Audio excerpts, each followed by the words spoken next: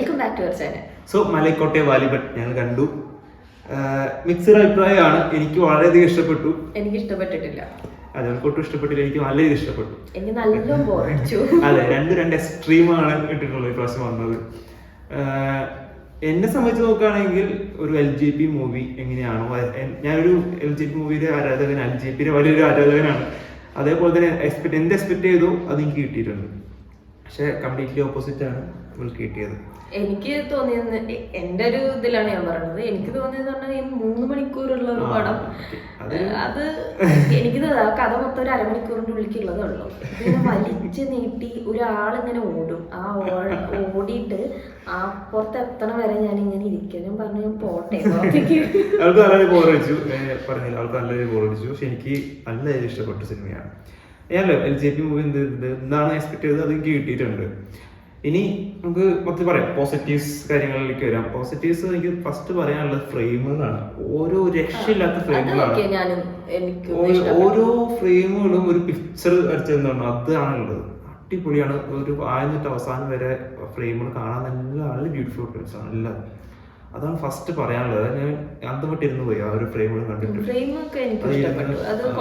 പറയാതിരിക്കാൻ പറ്റില്ല, അടിപൊളി ഫ്രെയിംസുകളാണ്. പിന്നെ പെർഫോമൻസ് കാര്യം പ്രത്യേകിച്ച് മോഹൻലാലിനെ പറയേണ്ട ആവശ്യമില്ല. അടിപൊളി പെർഫോമൻസ് തന്നെയാണ് എല്ലാവരും.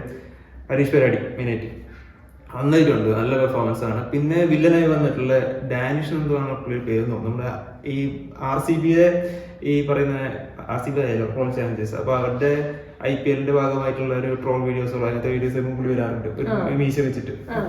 പുള്ളിയാണെന്നുള്ളത് പിന്നെയും മനസ്സിലായത്. അതെ, പുള്ളിയാണ് വന്നിട്ടുള്ളത്. പക്ഷെ നല്ല പെർഫോമൻസുകളാണ് ചെയ്തിട്ടുള്ളത്.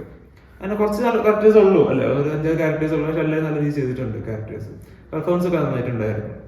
LJP അറിയാലോ, പ്രത്യേകിച്ച് പറയേണ്ട ആവശ്യമില്ല. ഡയറക്ഷൻ അടിപൊളിയാണ്, നല്ല ഡയറക്ഷനാണ് എനിക്കിഷ്ടപ്പെട്ടത്.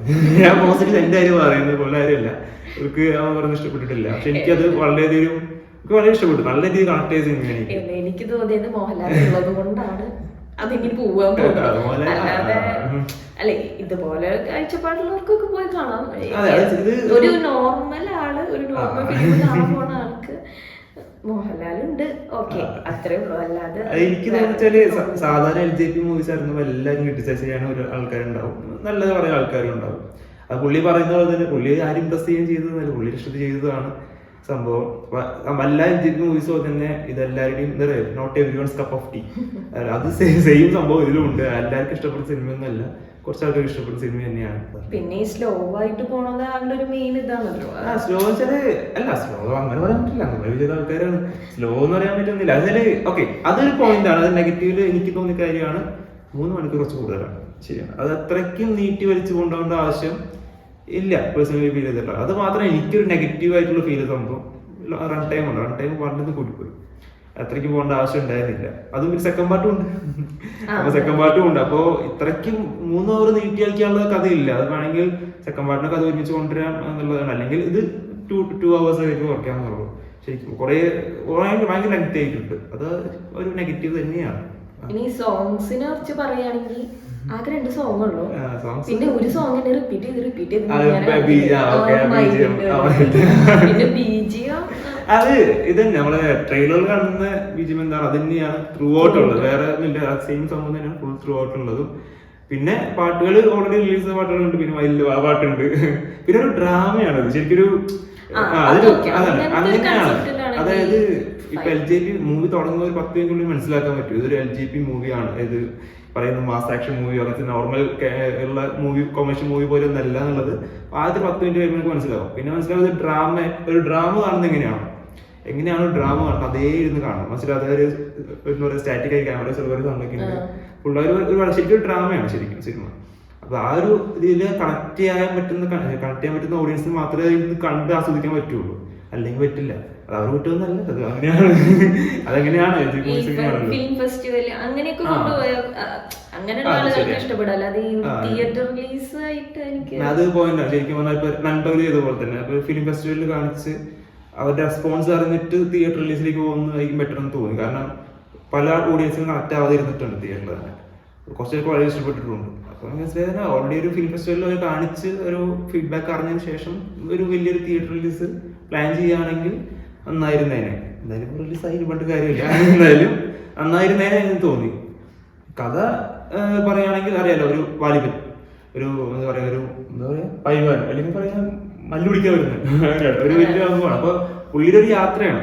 അതായത് പുള്ളി ഒരു ഊരിലും പോയി അവിടുത്തെ കാവൽക്കാർ അല്ലെങ്കിൽ അവിടുത്തെ മല്ലന്മാരെ മലർത്തി അടിക്കുന്നതും ഇൻസിഡൻസ് ആണ്, ഒരു ഊരിലത്തെ ഇൻസിഡൻസ് ആണ് കാണിക്കുന്നത്.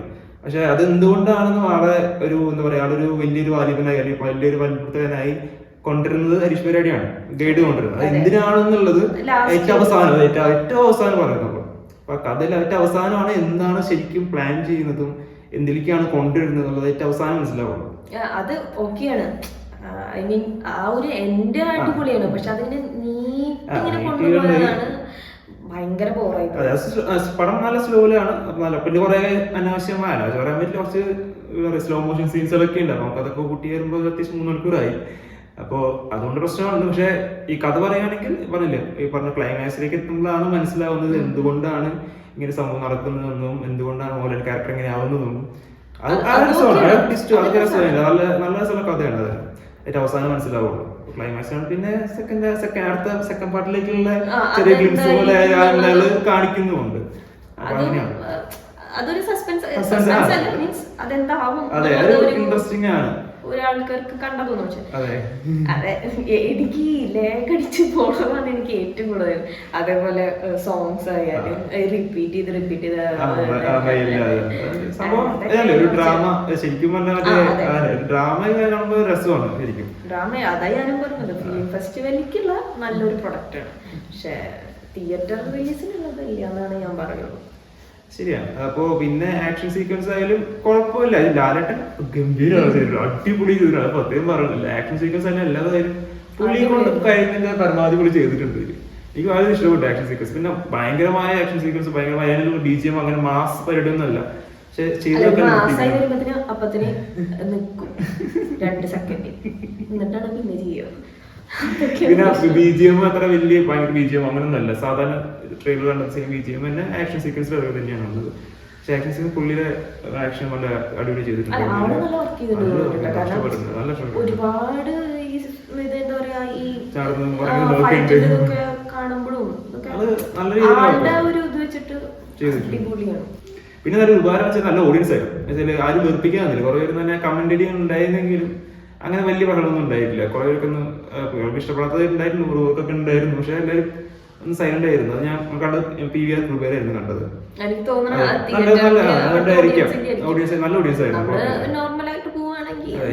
പേടിച്ചിരുന്നു കുറച്ച് കഴിയുമ്പോൾ, കുറച്ച് കണക്ട് ആവാത്തൊരു അലമുണ്ടാക്കുമോ അങ്ങനത്തെ പേടി ഉണ്ടായിരുന്നു. പക്ഷെ ഇല്ലായിരുന്നു, എല്ലാവരും ഭയങ്കര കോപ്പറേറ്റീവ് ആയിരുന്നു. അപ്പൊ അവർക്കൊന്നും ഇഷ്ടപ്പെട്ടില്ല പിന്നെ മനസ്സിലായി. പക്ഷെ എന്നാലും എല്ലാവരും സൈലന്റ് ആയിരുന്നു. സിനിമ നല്ല രീതിയിൽ ആസ്വദിച്ച് കാണാൻ പറ്റും. അത് നല്ല കാര്യം, നല്ല ഓഡിയൻസ് ആയിരുന്നു. അപ്പോ ഇത്രയുള്ളൂ. ഒന്നും പറയുന്നില്ല, ഇത്രയേ ഉള്ളൂ. അപ്പൊ പടം കാണാത്ത പറയില്ല, എല്ലാവർക്കും ഇഷ്ടപ്പെടുന്ന പടമല്ല, പക്ഷെ കാണാം. അതിപ്പോ ഇഷ്ടപ്പെടുന്ന LGB മൂവീസ് കണ്ട് ഇഷ്ടപ്പെടുന്ന, ഞാനിപ്പോ കണ്ടാൽ ഇഷ്ടപ്പെടുന്ന അങ്ങനത്തെ ടൈപ്പ് ഓഫ് മൂവീസ്, ഒരു എക്സ്പെരിമെന്റൽ മൂവീസ് ഇഷ്ടപ്പെടുന്ന ആൾക്കാരാണെങ്കിൽ അവർക്ക് ഓക്കെയാണ്. എന്നെപ്പോലെ നോർമലായിട്ട് നോർമൽ മീൻസ് അങ്ങനെയല്ല, അങ്ങനത്തെ ഒരു കാണുകയാണെങ്കിൽ ഇഷ്ടപ്പെടാൻ ചാൻസ് വളരെ കുറവാണ്. അതെ, അപ്പൊ ഇങ്ങനത്തെ എക്സ്പീരിയൻസ് മൂവീസ് ഇഷ്ടപ്പെടുന്നവർ അങ്ങനെയാണെങ്കിൽ പോയി കാണുന്നതാണ്. LGB മൂവീസ് ഇഷ്ടപ്പെടുന്നവരാണെങ്കിൽ പോയി കാണാവുന്നതാണ്. അവർ ഇഷ്ടപ്പെടുന്നതാണ് എൻ്റെ ഒരു വിശ്വാസം. എനിക്ക് ഇഷ്ടപ്പെട്ടു. അപ്പോൾ കണ്ടു നോക്കുക, അഭിപ്രായം അറിയിക്കുക. കണ്ടവരുണ്ടെങ്കിൽ അഭിപ്രായം പറയാം. അപ്പോൾ അടുത്ത വീഡിയോ ആയിട്ട് വരുന്നതായിരിക്കും. അതുവരെ